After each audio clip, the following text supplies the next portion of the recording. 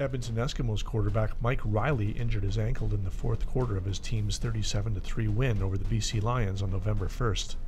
He didn't practice with the team in the week leading up to their final regular season game a week later against the Saskatchewan Roughriders.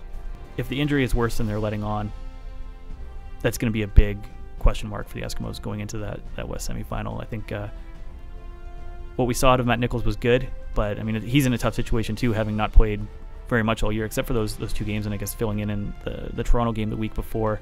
But 3 games on your resume going into the biggest game of your season is it's an uphill battle.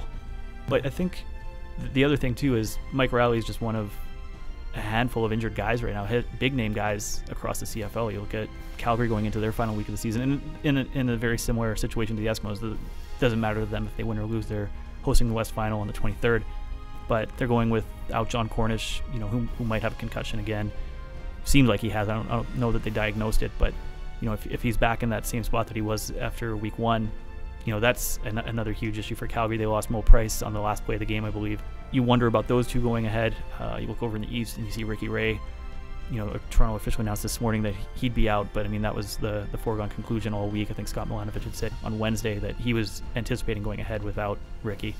And I just think there are so many question marks around the league with big name guys that it almost makes the playoffs a wild card if you look at that worst case scenario and none of those guys are able to go should Toronto make the playoffs.